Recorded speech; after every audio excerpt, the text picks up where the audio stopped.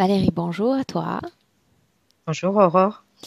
Bien, alors on est réunis toutes les deux aujourd'hui pour la réalisation d'un cycle d'investigation dont tu ne connais pas le titre, c'est tout le secret. Non, je connais rien du tout. Bien. Alors la seule information que je donne, c'est que c'est un sujet d'actualité. D'accord. Donc je vais t'inviter, Valérie, immédiatement à fermer les yeux,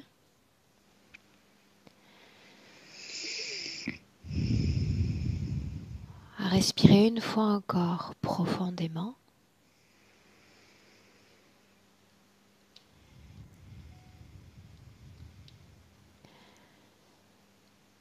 et à simplement écouter ma voix. À chaque seconde, chaque battement de cœur, tu vas t'enfoncer davantage.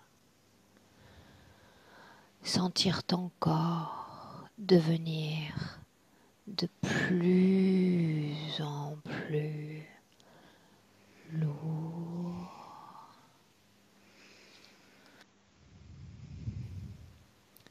Allons-y. Valérie, en Australie, les incendies ont parcouru de septembre à aujourd'hui environ 8 millions d'hectares de territoire. Entre la Nouvelle-Galles du Sud, Victoria, l'Australie méridionale et le Queensland. Autrement dit, une superficie 2 fois supérieure à celle des incendies de 2019 en Sibérie et en Amazonie réunies. Ce que j'aimerais que tu fasses, Valérie, maintenant, c'est aller en Australie. D'abord sur un plan de contact physique. Et que tu laisses venir à ton esprit toutes les causes physiques ayant provoqué ces incendies.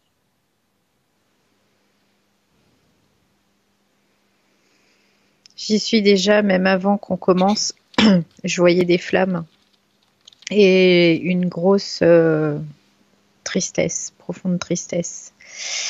Et ce que je vois, c'est que c'est un enchaînement de choses qui ont fait que on en est arrivé là. Beaucoup, je dirais, de certaines irresponsabilités, certaines inconscience aussi par rapport à la situation aujourd'hui et au fait que les personnes sur Terre, comment dire, imaginent que tout ce qui est là, c'est normal, quoi, en fait, en gros, c'est un peu l'idée. Et il y a aussi des... Alors là, ça revient un peu plus aux causes énergétiques parce que ce que je vois, c'est qu'il y a des égrégores qui se créent au-dessus de cette Australie. Alors, on reste d'abord sur le plan physique. Oui, Toutes les oui, informations qui y sont liées, d'accord? Donc, tu mentionnes le sentiment d'irresponsabilité, oui, d'inconscience. oui. Si tu puises encore dans ces informations, qu'est-ce qu'il y Une, a comme cause réellement physique à ces incendies? moi, ce que je vois, donc il y a une partie du manque d'eau. Le fait qu'il ne pleuve pas, alors dû au réchauffement climatique, mais aussi à je dirais, à cette inconscience humaine où on prend plus, il n'y a plus cette valeur de ce qu'est la terre, de ce qu'est, c'est la vie en fait, et on n'a même plus de considération en gros pour ça, quoi. C'est ce Si qui j'utilise, Valérie, ce motive. mot déclencheur d'incendie sur le plan physique. Ouais, moi, ce que je vois, c'est qu'il y a des étincelles Donc, je vois c'est dû à l'homme, hein, en particulier.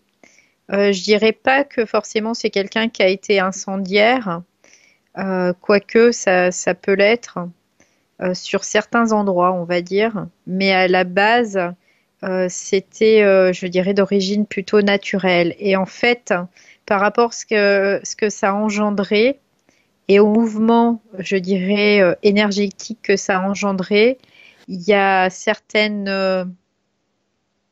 je dirais, entités qui se sont accaparées de ça et qui ont fait que Ok. ça perdure. On va voir ça dans un instant. Toujours en observant le plan physique. Valérie, peux-tu me dire si les escalades de vastes incendies survenus sur Terre en 2019, donc on a parlé de la Sibérie, de l'Amazonie, ont le moindre dénominateur en commun? Moi, ce que je vois, c'est ces entités qui sont là et je dirais, ce réchauffement climatique. Alors, c'est entre guillemets parce que la Terre, on a l'impression que nous sommes la cause du réchauffement climatique, mais c'est parce qu'on est dans un cycle aussi de réchauffement. Donc le dénominateur Et commun serait celui que tu mentionnes. oui, l'homme plus ces entités aussi qui s'emparent de ça parce que c'est relié beaucoup à nos croyances. Et ces croyances font que ces êtres, ça leur octroie un pouvoir quelque part, collectif aussi. Bien. Maintenant, j'aimerais que l'on aille sur le plan éthérique. J'aimerais que tu regardes cette Australie sur le plan éthérique. Que tu me dises comment est-ce que tu la ressens, comment est-ce que tu la vois. Moi, ce que je vois, c'est que il y a comme une perte, en tout cas énergétique, au niveau du sol, et que cette perte énergétique profite à des êtres qui sont euh, en pourtour de cette planète, de cette Terre. Et il y a vraiment tu sais, des déperditions comme la chaleur pourrait se créer. Il y a des déperditions d'énergie dues à cette chaleur. Des Et eux, déperditions ouais, énergétiques. ouais, ouais. Et si je mentionne maintenant déclencheur, mais cette fois dans l'éther. Ce que je vois, c'est qu'il y a des groupes, en tout cas, qui sont, je sais pas pourquoi j'ai envie de dire ça, mais de dire en marche pour vraiment aller attaquer cette planète. Parce que le fait qu'elle souffre quelque part, entre guillemets, encore une fois, c'est qu'il y a un gros impact émotionnel sur l'être humain parce que avec les réseaux sociaux, avec toute l'information qui peut circuler très très rapidement, ça peut créer des égrégores très rapidement et ça les nourrit très facilement aussi. Tu utilises ces mots que je reprends. En Mm. marche. Un groupe Oui. en marche. L'Australie, en tant que pays, y a-t-il une raison qui fait que ce soit ce pays-là qui soit affecté par ces incendies ou pas? Moi, ce que je vois, que c'est en lien avec des réseaux énergétiques de la Terre. Et, et c'est pas par hasard, en effet, que ça brûle là-bas. Parce que c'est comme si cette récupération énergétique était exponentielle par rapport peut-être à un autre lieu sur Terre. Est-ce le Il y a même cas pour l'Amazonie ou encore la Sibérie? Alors j'ai vu la Sibérie, oui, c'est le même cas. L'Amazonie, je mettrais ça un peu à part dans le sens où ils en ont profité, mais c'était le déclencheur, c'était pas eux particulièrement. C'était dû plus pour une certaine économie, je dirais. Ok, poursuivons. La géo-ingénierie pourrait-elle être un outil valable pour lutter contre les incendies en Australie?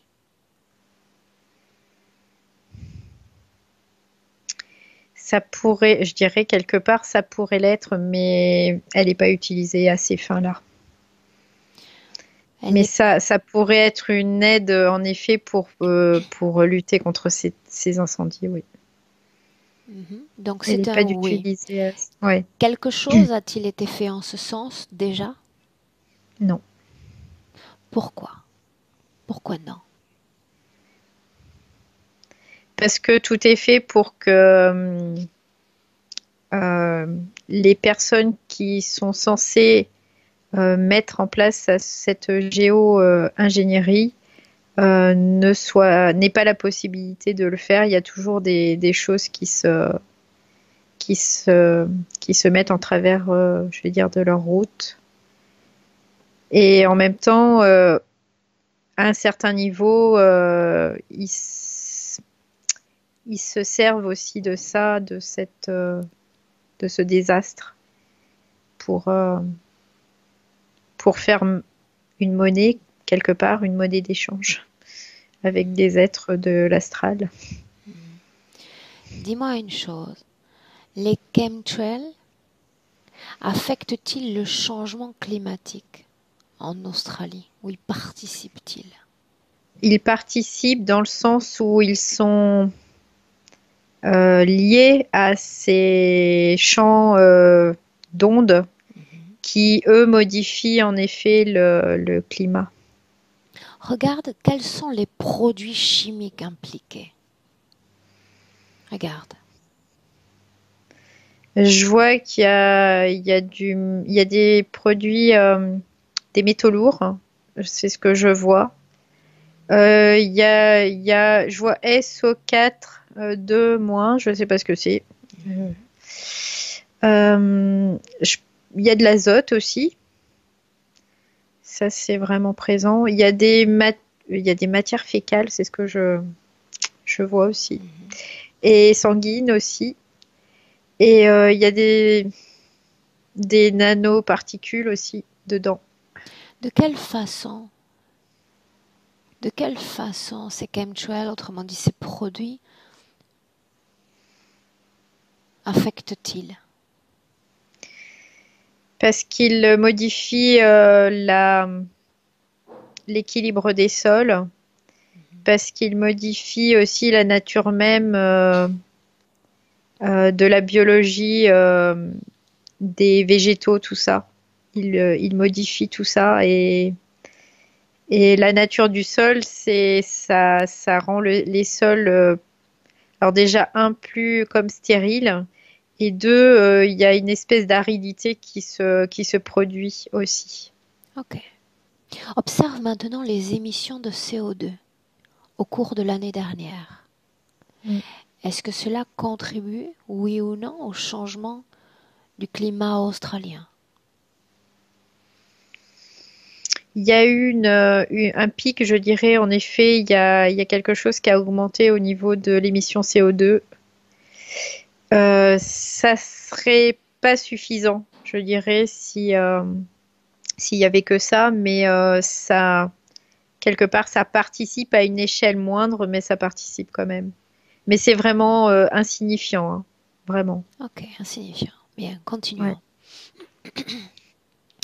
En Australie, la police locale des lieux les plus touchés par les incendies a dénoncé 183 personnes, dont 40 mineurs. La malveillance et le blâme sont attribués à ces pyromanes qui seraient les déclencheurs de ces incendies. Toi, Valérie, sur le plan physique, perçois-tu une véracité derrière ces informations? Je dirais, ce sont des boucs émissaires qui Autrement dit, servent. Ce sont des personnes, quoi, des jeunes surtout, qui sont utilisés. Et du coup, ils sont des boucs émissaires parce que il faut bien un responsable et ces responsables, c'est eux pour pas aller voir ailleurs et en plus pour que les gens génèrent une espèce de haine aussi Si contre c'est eux. le cas, d'après les informations dont tu disposes déjà, combien réellement y aurait-il de pyromanes derrière ces incendies? Moi, ce que je vois, c'est que j'en vois une centaine à peu près qui sont Choisis-en qui un. sont des... Arrête-toi sur l'un Oui, d'entre eux. oui, je le vois, il est à côté de moi là. Capte-le et ressens sur le plan physique ce qui pourrait l'avoir poussé à allumer un feu. C'est, il y a une espèce de, je dirais, de détresse en lui euh, qui le pousse à être dans cette destruction, mais quelque part, c'est parce que c'est un être qui est manipulé et manipulable. Alors bascule sur le plan éthérique. Quand on parle de manipulation, c'est quelque chose pour toi de présent physiquement ou on est Ouais. déjà dans les terres? Non, on est déjà dans les terres. Bien. Je vois, oui, ces êtres qui sont là, Quel type d'être? qui, je vois des reptiloïdes là. Je vois du reptiloïde.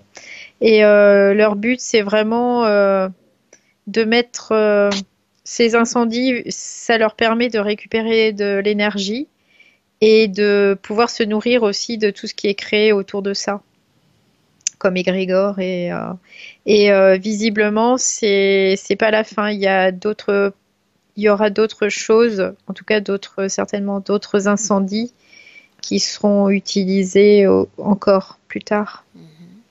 Ok. Ces incendies ont causé la mort de plusieurs personnes. Peux-tu me dire au total combien on peut en recenser officiellement? Chiffre qui te Je vient dirais spontanément. 180, c'est ce qui me vient spontanément.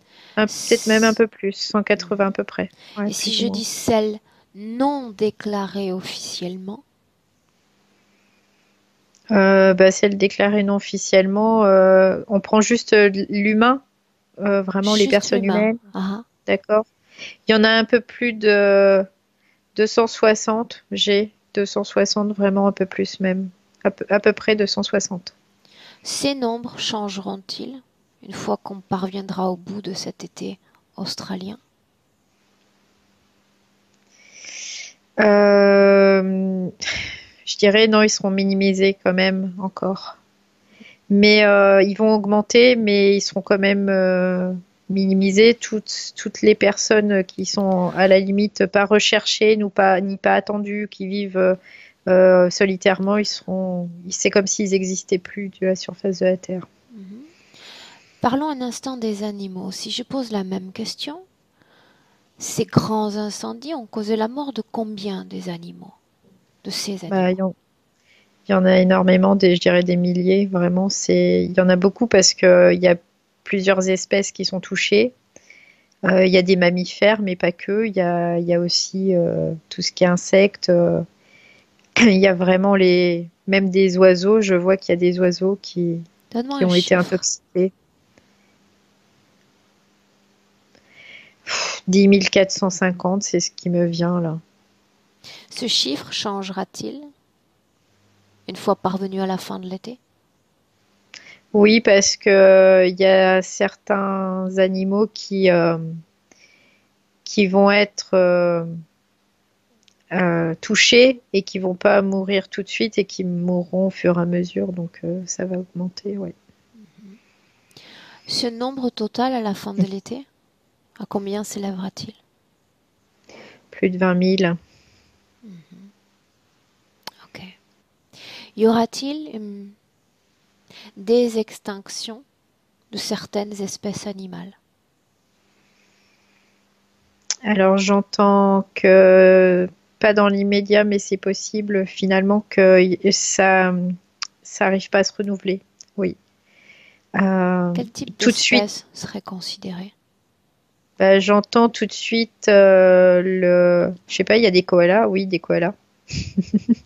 C'est ce que j'entends, c'est koalas, Certaines koalas. espèces de koalas?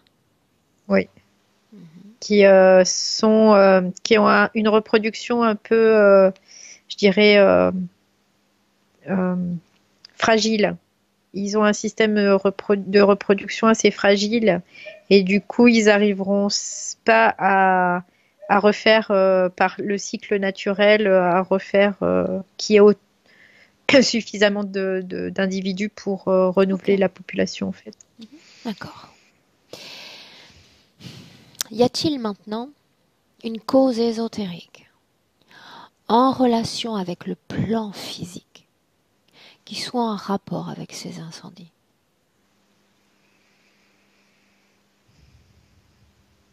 Moi, ce que je vois, c'est euh, il y a comme un pentacle qui apparaît en fait au-dessus de l'Australie. Et je dirais que il y a des êtres sur Terre, quoi, des humains hein, carrément. Quoi, je sais pas s'ils sont réellement humains, mais en tout cas qui sont incarnés, qui travaillent aussi pour par des différents rituels, par différentes choses pour pouvoir impacter, en tout cas, et pour que, en lien avec ces reptiloïdes, que ça puisse travailler de concert, je dirais. La même question mais à l'envers. Y a-t-il une cause ésotérique en relation avec le plan éthérique qui soit en rapport avec ces incendies? Tu y as répondu partiellement. La cause ésotérique, c'est de récupérer toutes ces énergies, vraiment, parce que c'est une concentration qui est tellement importante qu'elle est vraiment pour eux très très très intéressante en fait. Et du coup, c'est vraiment ça le but. C'est vraiment d'aller dans cette concentration de récupération d'énergie. Quel type d'énergie est récupérée, si c'est le cas?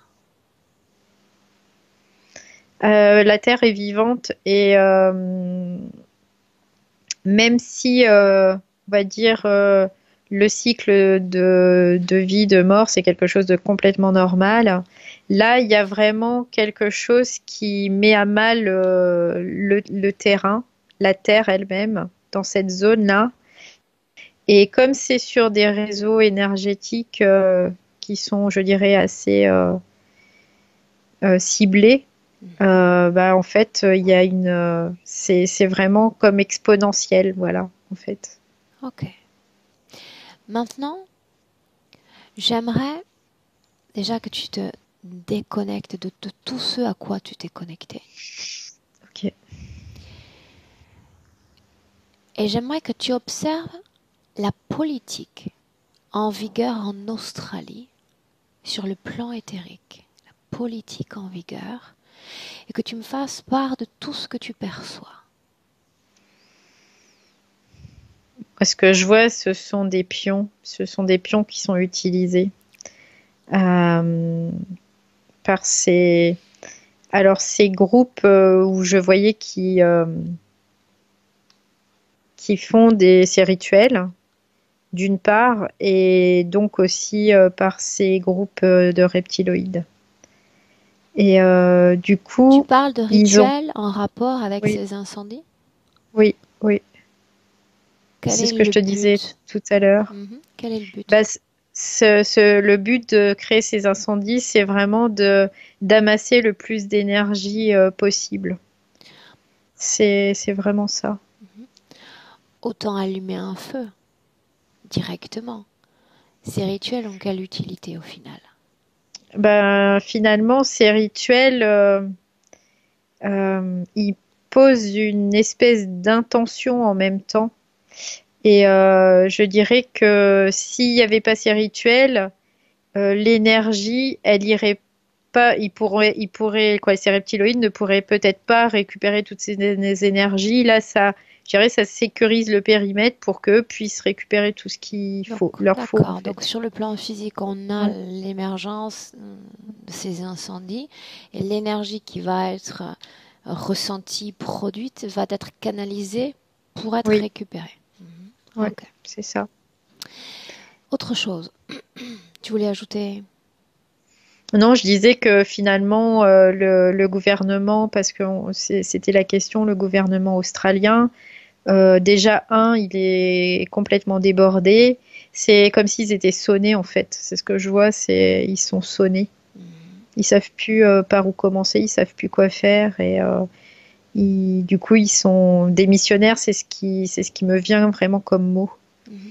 Les citoyens australiens, qu'est-ce qu'ils pensent? Ils sont en Qu'est-ce qu'ils colère. perçoivent de cette politique actuelle, de cet état d'urgence?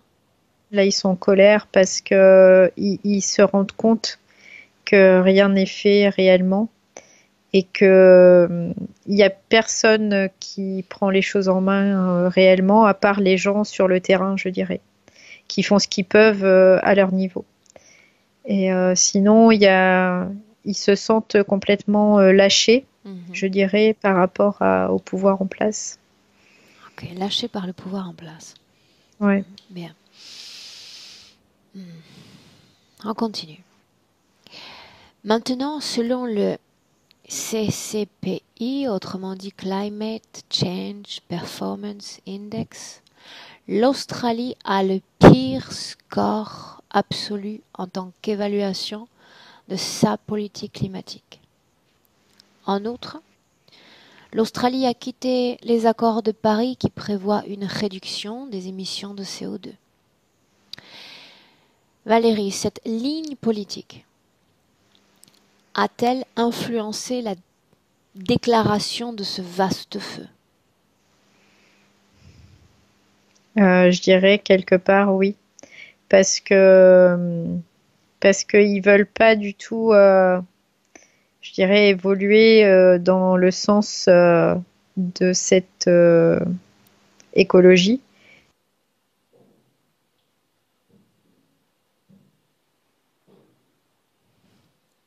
Euh, et ils s'en fichent, et une responsabilité parce qu'ils s'en fichent finalement du reste du monde. Ils se fichent du reste du monde. En gros, c'est un peu l'idée parce qu'ils se disent, ben nous, on va pouvoir continuer à vendre certaines matières pour être vraiment avec une économie qui soit top, quoi, Plus florissant. sans se remettre en ouais, florissante, mais sans se mettre en question par rapport à l'écologie ou quoi que ce soit, quoi. Ok. Et ils veulent surtout pas suivre ouais, ce mouvement-là. Selon certains journaux locaux, les politiciens semblent peu intéressés par la tragédie, cette ample tragédie. Y a-t-il des causes qui, sur le plan physique, affectent ces politiciens australiens? C'est ce fait comme une espèce de dépassement en fait. Ils sont dépassés par les événements. Quoi, physiquement, c'est vraiment ce que je ressens.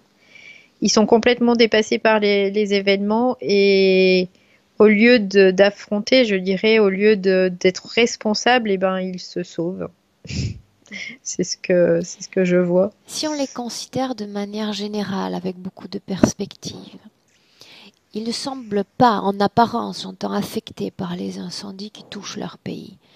Est-ce qu'il y a dans la vie de ces hommes quelque chose de physique qui les affecte? Je dirais que oui,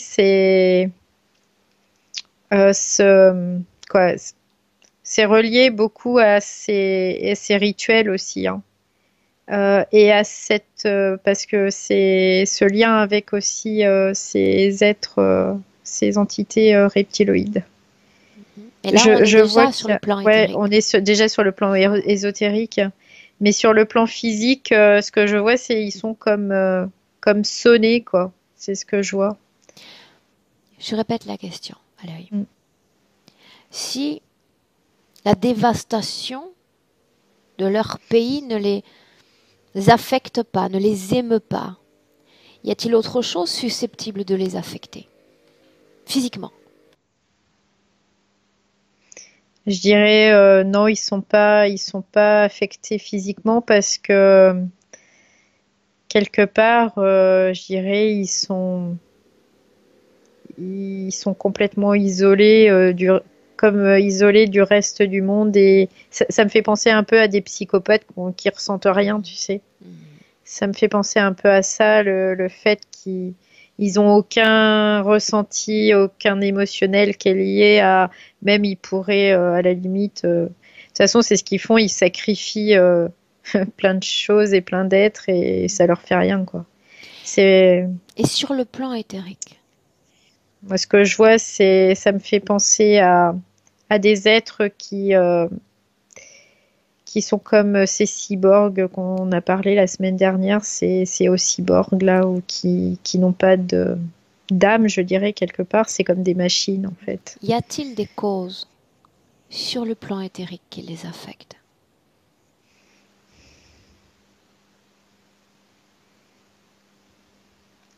Je vois qu'ils sont... Non, ils sont pas... C'est comme s'ils étaient incapables en effet, de la moindre émotion, quoi. Ok, bien. Ouais, mais éthériquement, c'est comme si ils étaient pas présents.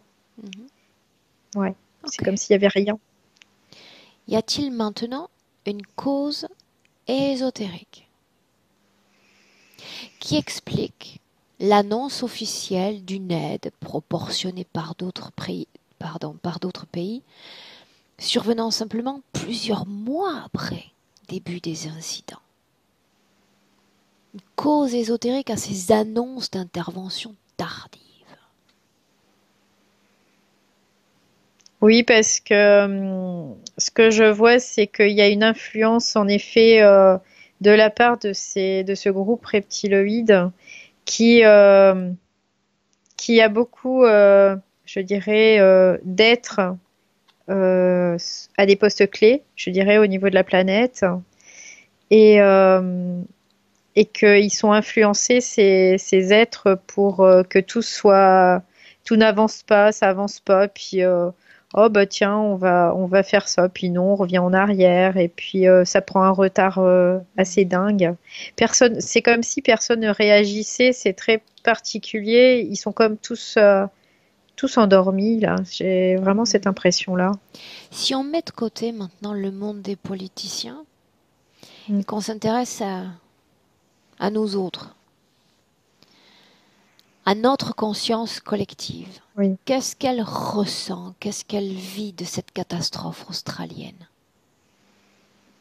c'est quelque part. Comme s'il n'y avait pas de précédent avant, c'est vraiment traumatisant quelque part parce que il y a beaucoup de gens qui se projettent énormément et qui voient les dégâts et tout ce que ça peut engendrer en fait. Et par contre, il y a certaines personnes qui comprennent quelque part que ça peut être un cycle qui est normal puisque nous sommes sur Terre et que quelque part la vie retrouve toujours son chemin et des personnes comme toi, Aurore, qui aussi, je dirais, ont cette conscience de cet monde astralisé et qui œuvrent vraiment, réellement, en tout cas. Ok, bien. Nous en avons fini d'avec ce protocole, Valérie. D'accord. Donc je vais te demander maintenant de te déconnecter de toutes ces sources d'informations. Absolument toutes. Je vais compter de 1 à 3, je dis 3 et tu seras de retour dans le présent. Je dis 1, Valérie, et tu te déconnectes. Déconnexion complète, totale, efficace. Avec ce thème, retour uniquement à tes informations, tes fréquences, ton corps, ta réalité. Une inspiration profonde. À chaque battement de cœur, tu vas pouvoir réintégrer tes fréquences privilégiées. parfaite, harmonieuse, légère, te sentant de mieux en mieux à chaque instant. À deux, tu peux ressentir maintenant pleinement ton corps physique, animé d'une énergie, d'une force, d'un dynamisme. Et à trois, Valérie, bienvenue et merci. Merci. Merci à toi. Reste un instant avec moi. Merci pour ta participation, Valérie. Au revoir. Au revoir. Benvenuto a questo nuovo video di Disclosures. Oggi parliamo della cosiddetta sessione di ipnosi investigativa. In realtà non esiste una sessione di ipnosi investigativa. Non che non si possa fare investigazione di ipnosi, però è che non esiste una sola sessione di ipnosi per dire si è fatta investigazione, per prendere quell'informazione come buona. Perché? Sappiamo intanto che l'informazione che arriva in ipnosi è molto contaminata, la percentuale di inquinamento dell'informazione è altissima. Pensate a questa informazione che viaggia per tantissime dimensioni, attraversa densità, passa per coscienze che volontariamente o involontariamente possono distorcerla e poi arriva infine alla persona che sta in ipnosi, che ha una coscienza, ha una mente, ha un'esperienza e interpreta questa informazione secondo la sua struttura mentale, secondo le sue credenze, che per quanto si possa essere più o meno liberi mentalmente, liberi pensatori, sempre c'è una parte subliminale che interpreta in base all'educazione ricevuta, alla cultura e perché no, anche tutte le esperienze di esistenze passate che ancora lasciano un segno in noi. Per capirci, è come se dovessimo parlare con un'altra persona immersi nell'acqua, a qualche metro di distanza, cercando di utilizzare un mezzo, che è quello della corda vocale, che è fatto per produrre suoni da trasmettere nell'aria. Noi stiamo utilizzando questo strumento per far passare un'onda sonora nell'acqua o in un liquido. Chiaramente il suono viene completamente distorto, sempre ammesso che sia per il nostro corpo facile e non difficoltoso poterlo fare senza avere dei problemi come ingurgitare acqua o eccetera. Ma non solo. Supponiamo che per questo tipo di comunicazione utilizziamo anche due lingue diverse, per esempio un italiano e un russo o un giapponese. Per quanto possiamo anche interpretare il labiale, non possiamo capire quello che ci sta dicendo, perché la lingua è diversa. La lingua, diciamo, da dove parte l'informazione a dove arriva è completamente diversa, il codice, il linguaggio è diverso. Ma possiamo anche cercare di capirci attraverso i gesti, attraverso le espressioni facciali. Per quanto sia ipoteticamente facile poterlo fare sott'acqua, però non dobbiamo dimenticare che l'acqua non è l'aria e può distorcere l'immagine, ma non solo. Dobbiamo anche pensare che l'altra persona, che parla un'altra lingua, che viene da un'altra cultura, potrebbe interpretare i segnali che noi interpretiamo come X in Y. Per noi un sì è abbassare la testa dall'alto verso il basso, per esempio, sì, e il no da sinistra verso destra, no. In alcuni paesi orientali, come le Filippine credo o qualcun altro, utilizzano esattamente gli stessi segni, ma al contrario. No, sì. Immaginate due persone di queste due culture che stanno cercando di comunicare in maniera così difficoltosa e alla fine non gli rimane altro che interpretare il linguaggio corporale.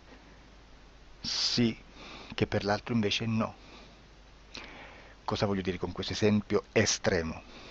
che l'informazione da dove parte a dove arriva viene completamente deformata.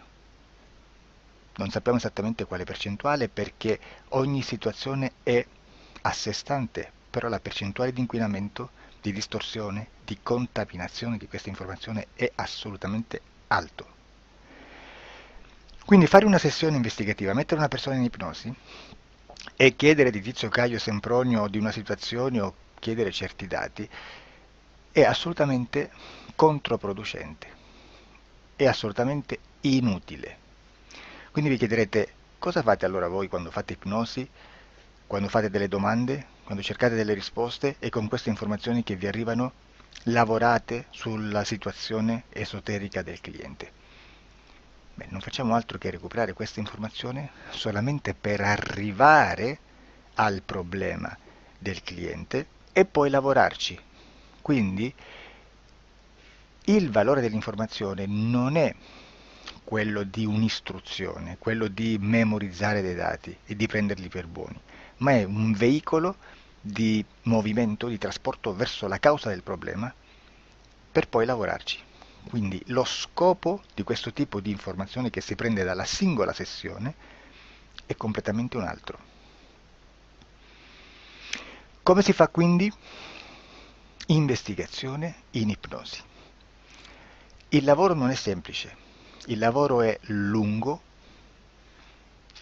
difficoltoso, stancante. È necessario farlo anche in squadra perché bisogna moltiplicare il numero di sessioni da fare e una sola persona potrebbe farlo soltanto in un tempo estremamente largo. Noi abbiamo delle informazioni che prendiamo ormai per buone, ci lavoriamo, danno dei risultati e quindi per noi sono buone. E come abbiamo fatto ad avere queste informazioni? Per esempio, come facciamo a sapere che un extraterrestre chiamato il cosiddetto grigio è più o meno alto X, poi ci sono magari quelli anche un po' più alti, ma hanno un corpo strano, hanno una pelle grigio-verde, hanno degli occhi grandi a mandorla, neri, senza una pupilla visibile, non hanno quasi bocca né naso né orecchie, hanno soltanto delle fessure, non hanno organi genitali, hanno degli arti molto più lunghi rispetto alla proporzione che potrebbe avere il corpo umano e di solito hanno meno dita delle 5 del corpo umano, eccetera, eccetera, eccetera. O se no prendiamo un altro tipo di essere che possiamo incontrare in ipnosi, come facciamo a dire che hanno delle somiglianze con i rettili, gli animali rettili terrestri o gli invertebrati, gli insetti terrestri? Perché? Perché siamo sicuri di questa informazione e ci lavoriamo e quando ci arriva la prendiamo già per buona, nonostante sia anch'essa contaminata. Perché queste informazioni sono arrivate da tantissime sessioni, fatte da tantissime persone, con tantissime altre persone sotto ipnosi e che nel contesto di tutto il lavoro gli uni non sapevano degli altri.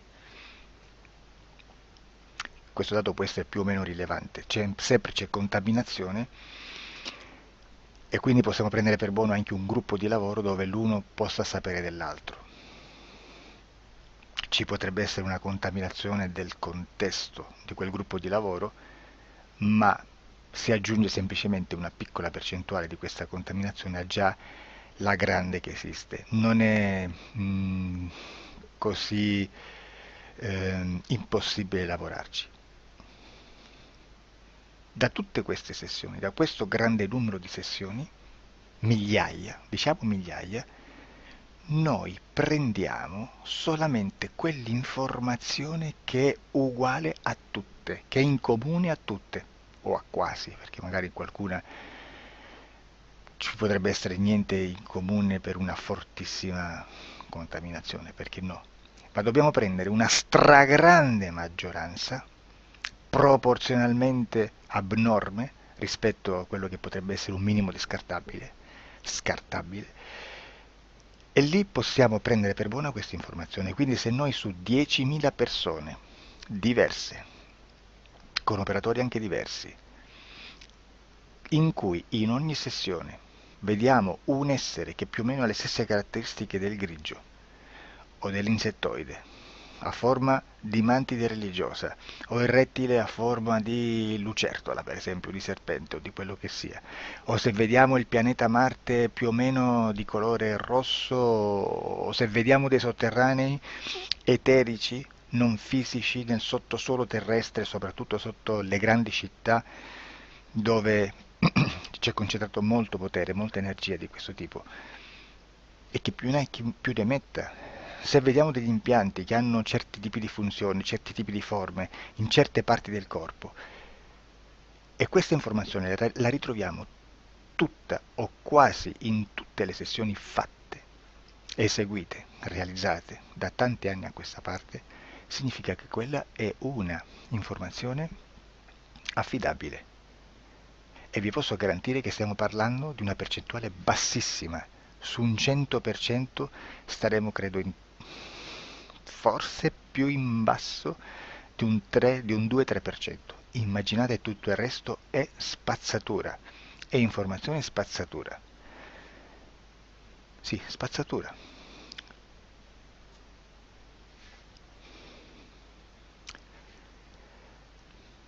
C'è anche un'altra cosa da dire. Supponiamo che un operatore faccia un'ipnosi e voglia andare a vedere cosa fa Tizio, cosa fa Caio, cosa fa Sempronio. Arrivano delle informazioni e si dice che Tizio è biondo, Caio è zoppo e Sempronio è uno sportivo. Intanto già abbiamo detto che una sessione soltanto non serve, d'accordo? Ma poi c'è da dire che una coscienza, un essere, in ambiente subliminale, la sua parte subliminale potrebbe non dare autorizzazione a questa fuoriuscita di informazioni. Mi potreste dire, e allora tu quando chiedi agli esseri cosa fanno, cosa non fanno? Beh, intanto la prendo sempre con le pinze perché abbiamo sempre detto che tutto è molto contaminato e mi serve solo per dirigermi da una parte.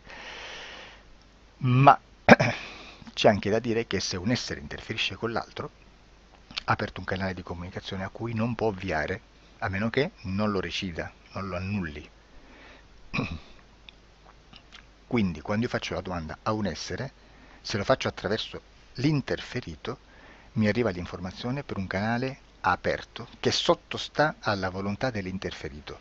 Sulla volontà dell'interferito parleremo in un prossimo video disclosures. Però, se io voglio fare un'investigazione sopra Tizio, Caio e Sempronio che non hanno nessun collegamento, nessuna interazione e nessuna interferenza con il soggetto con cui io sto realizzando l'ipnosi,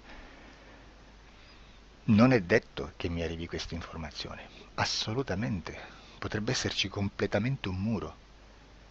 Come potrebbe esserci informazioni perché quell'altra parte potrebbe autorizzare comunque. Ma non è detto.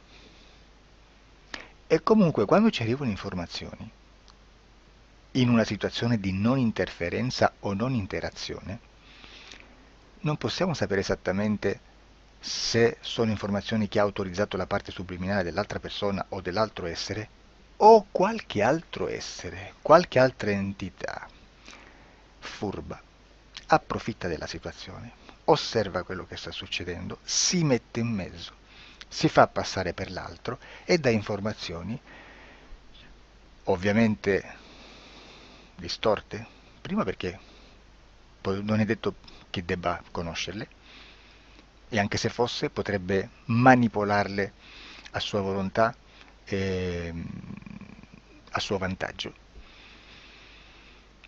E quindi immaginate che situazione ridicola ci si viene a trovare, in quale situazione ridicola ci si viene a trovare in questi casi. Da qui si vede quando un operatore riesce a utilizzare l'informazione in ipnosi come per lavorare su un soggetto.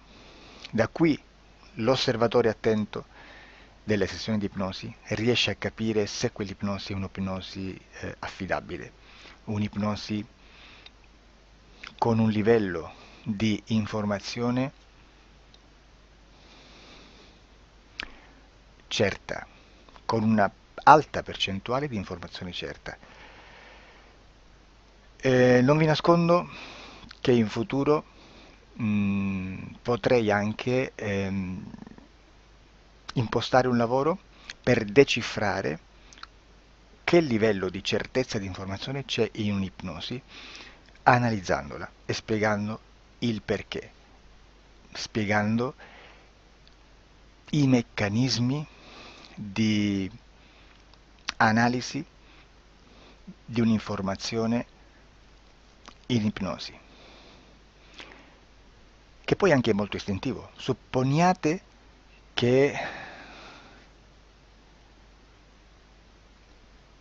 che dobbiamo cercare un'informazione su internet, per esempio un fatto di cronaca. Voi preferite mettervi su un sito ufficiale? A caso. L'ANSA in Italia, ADN Kronos, qualche telegiornale che per quanto possano manipolare l'informazione ad alti livelli, comunque possiamo dare affidabile la fonte dell'informazione che viene trasmessa. Non possono trasmettere una bufala sicuramente. Verrà sicuramente manipolata ad altri livelli. Ne parleremo in altri video, ma a livello base la fonte è certa. Sicuramente non andrete a cercare questa informazione sul primo sito, il primo blog che vi passa davanti e magari ha 4 followers. Perché? Perché non vi dà nessuna garanzia della certezza della fonte. Non c'è un controllo né nella struttura interna di questa agenzia di informazione e né dal grande pubblico, che per la quantità di persone che attingono quell'informazione si può dedurre se l'informazione è certa o meno, perché è un'informazione che passa in un pubblico così vasto che se ci dovesse essere una distorsione con la realtà è molto probabile che venga fuori. Credo che abbia detto quasi tutto sulle sessioni investigative. Prima di chiudere aggiungo che proprio per questo stiamo conducendo dei cicli di investigazione in ipnosi regressiva che comprendono tante sessioni con persone diverse, con una buona o eccellente suscettibilità ipnotica sicuramente,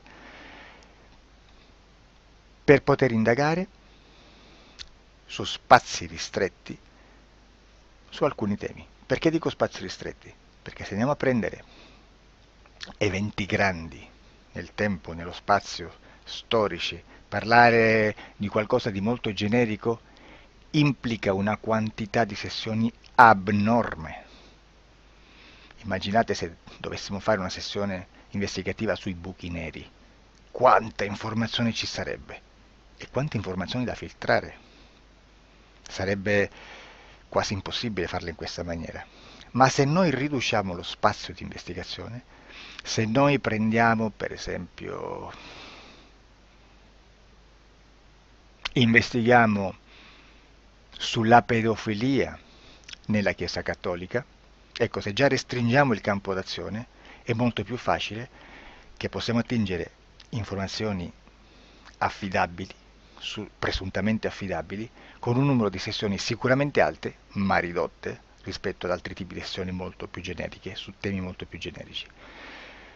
Quindi per fare anche delle investigazioni su temi molto generici bisogna suddividerli in temi, in dettagli, per poi alla fine, quando tutta l'informazione è stata filtrata ed è stata dedotta l'informazione comune, si possono mettere insieme per cominciare a costruire il quadro, mettere insieme tutti i puzzles. Questo è il vero senso dell'informazione in ipnosi, quando si fa ipnosi investigativa. La sessione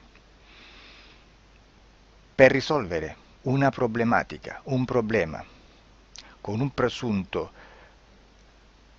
una presunta origine esoterica di un cliente, di una persona, è un'altra cosa, sono altri metodi, altre tecniche e l'informazione si usa in un'altra maniera, ha un altro scopo. Grazie, ci vediamo al prossimo video. Disclosure. Ciao.